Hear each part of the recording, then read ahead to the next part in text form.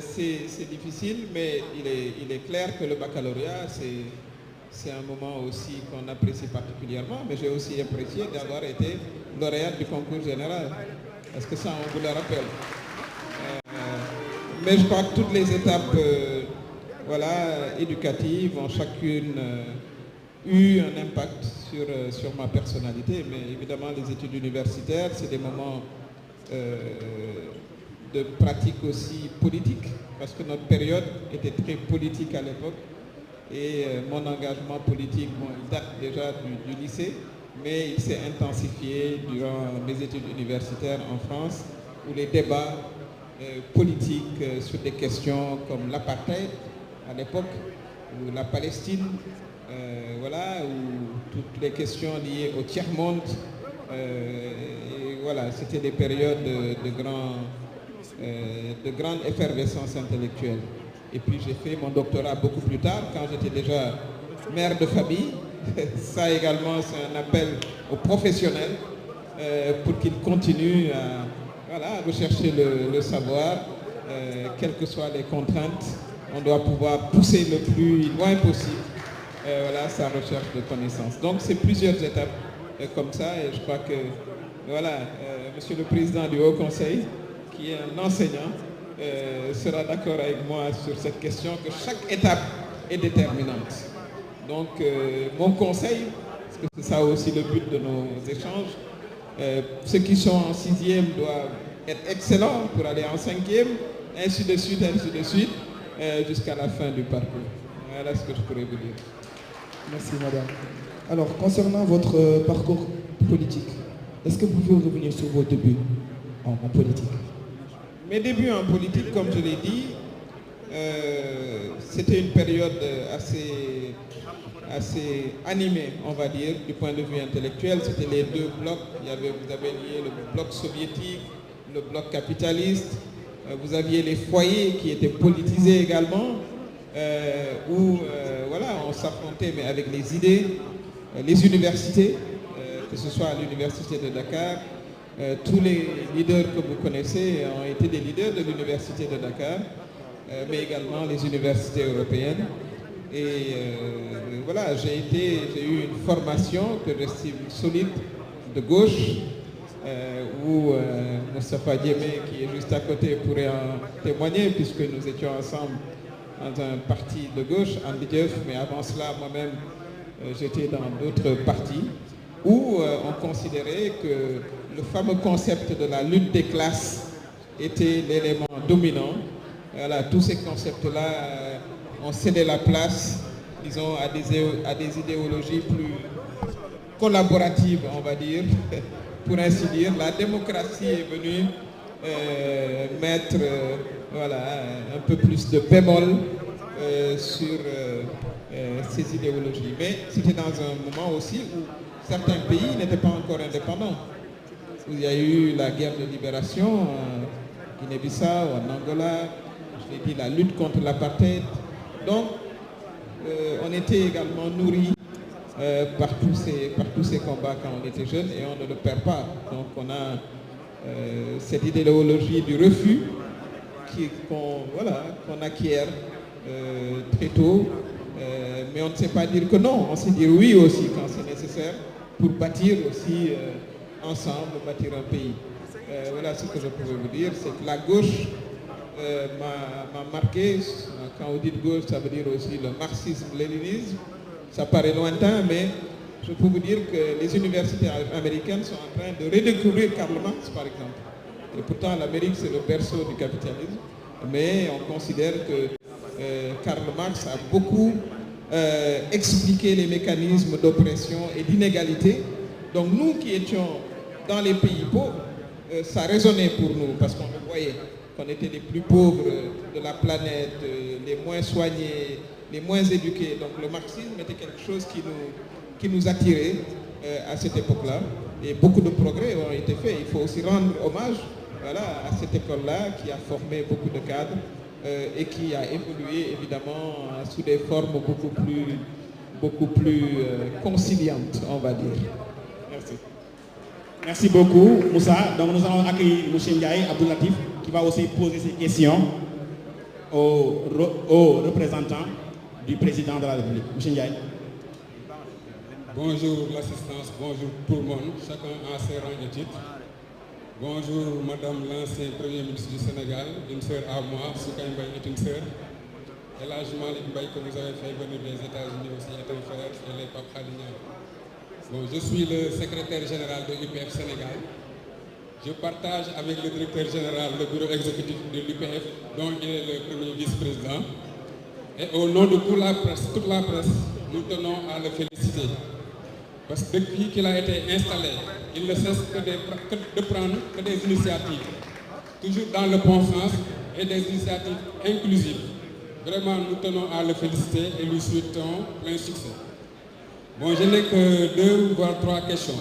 La première, Madame le haut représentant, pourquoi vous avez quitté l'APR? C'est ma première question.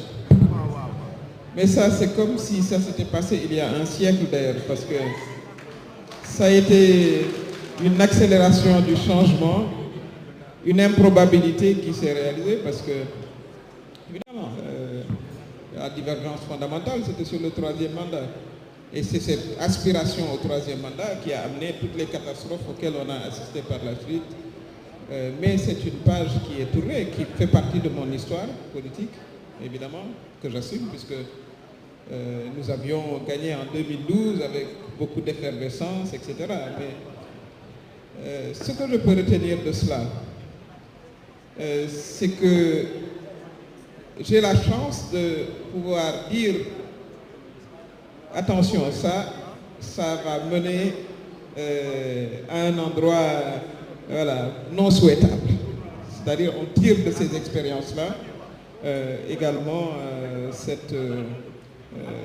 disons, une expérience qui est telle qu'elle était. Mais je peux vous dire en résumé que c'est la question sur le 3e mandat. J'étais assez iconoclaste quand j'étais à l'APR parce que je pense que nous étions pas beaucoup de la gauche.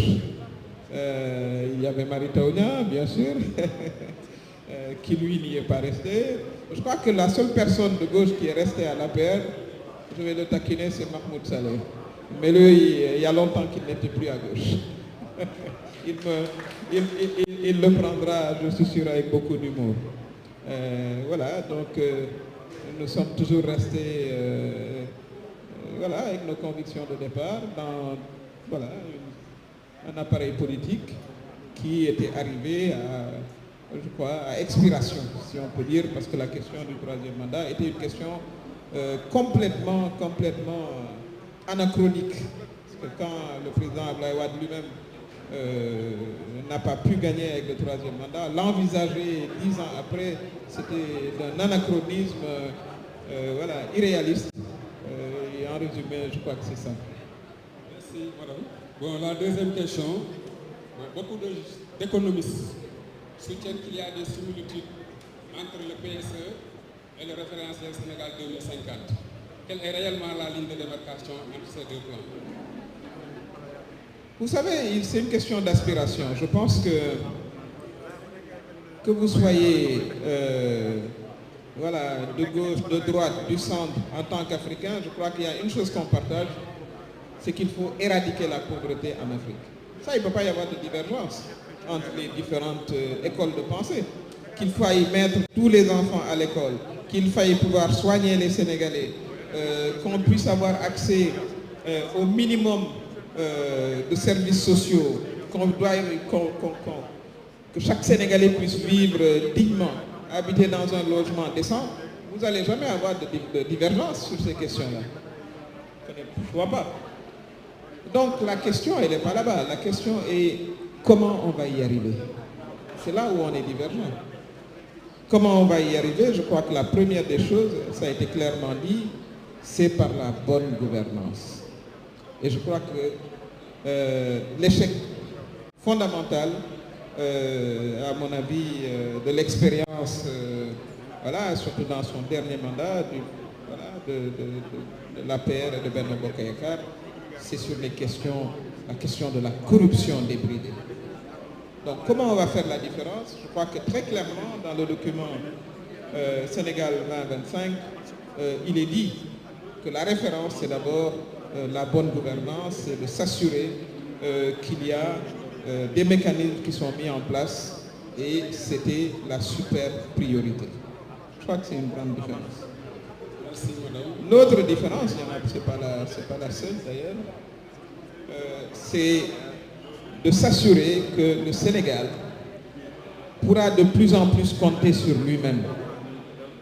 Vous ne pouvez pas financer tout ce que j'ai dit, voilà, l'accès à l'école, à la santé, etc., en empruntant. Vous avez vu où est-ce qu'on en est aujourd'hui, avec un taux d'emprunt qui dépasse très largement les normes économiques classiques. Ça veut dire, et ça a été clairement indiqué, qu'il va falloir élargir les possibilités de mobilisation des ressources internes. La souveraineté, elle commence par trouver de manière interne des possibilités pour financer son propre développement. On ne dit pas que vous n'avez pas besoin de ressources additionnelles, personne ne dit ça. Mais si vous comptez baser votre développement uniquement sur un apport de ressources extérieures, mais vous perdez votre souveraineté, c'est évident. Vous êtes à la merci des agences de notation qui vous descendent, voilà, des pays qui vous posent des conditions pour accéder au financement. Donc ça, je vois que c'est pour moi une rupture fondamentale. Je considère également que la volonté de rationaliser les dépenses publiques est une différence fondamentale. On a d'abord commencé par diminuer la taille du gouvernement au lieu de l'augmenter. Pourtant, dans les partis, vous avez toujours, bien sûr, des aspirations, nous tous, notamment des cadres qui veulent participer, etc. Si on suit la tendance naturelle, voilà, vous vous retrouvez avec des masses salariales incontrôlables, et ce n'est pas possible. Donc la rationalisation annoncée également des ressources est une différence fondamentale.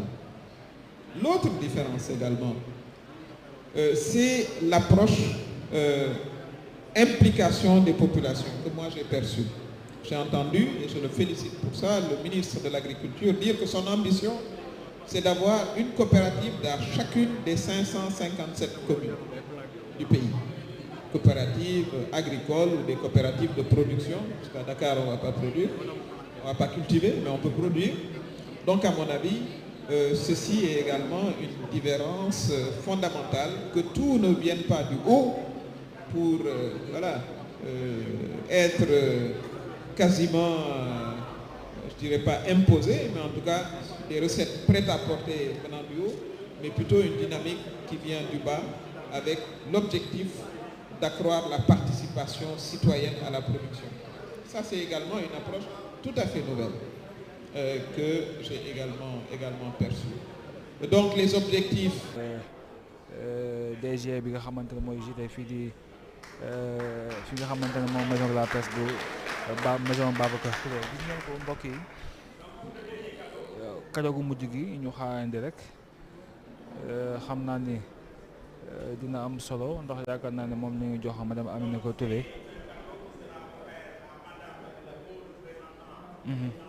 way mi ngi noonu madame Aminata Touré ndeysaan gis ngeen ko mu jóg di récupérer kadoom sur les mains de monsieur Samba Biagui mu doon loo xamante ni c'est très important yéen a ngi seen noonu mi ngi noonu gis ngeen ko kado bàyyi noonu oh c'est très joli mbokk yi yéen a ngi seen noonu li nga xamante ne mooy kado bu am solo bi nga xamante ni monsieur Samba Biagui DG maison de la presse Babacar Touré mi ngi koy jox ki nga xamante ni moom mooy madame Aminata Touré haute représentante bu président Bassirou Diomaye Diakhar Faye yéen a ngi seen noonu mooyu am solo yi nga xamante ne ñun ñu ngi koy waxante am doon loo xamante ni c'est très important en tout cas merci beaucoup à monsieur Samba Biagui merci beaucoup à aussi madame Aminata Touré ci présence bi nga xamante ni mi ngi noonu yaakaar naa ni mel ne que cérémonie bi jeex na donc ñu ngi remercier bu baax a baax ñëpp ñoo xamante ni teew nañ ci bile cérémonie loolu tamit ñi nga xamante ni ñoo jàpp ci organisation bi moom mi nga xamante ni moom mooy ki nga xamante ni moom mooy yéen a ngi seen noonu ki nga xamante ni moom mooy monsieur DG bu port autonome de Dakar mooy monsieur Waly Diouf Bodian moom tamit mu ngi recevoir kadoom moom tamit je crois que xàmme ngeen ko bu baax a baax moom monsieur Waly Diouf Bodian nekk koo xamante ni ku ràññeeku la ci li nga xamante ni moom mooy bi nga xamante ni waaw ñu ngi tëj way mi ngi noonu donc ñu dégluwaat ci li nga xamante ne mooy kàddu yu mujj yi nga xamante ni moom la madame Aminata Touré fas yéene yëkkatiwaat donc bu mel ni que dañoo am problème mu son mais xam naa ne léegi rek ñu recevoir li nga xamante ne mooy kàddu yu mujj yi nga xamante ni madame Aminata Touré gi na ko tëjee li nga xamante ni moom mooy xew-xew bi mu mel ni que son bi moo xaw a am tuuti problème mais xam naa ni léegi ñu yooyu est-ce que mënul taxawee fii ñu jox ko micro yi.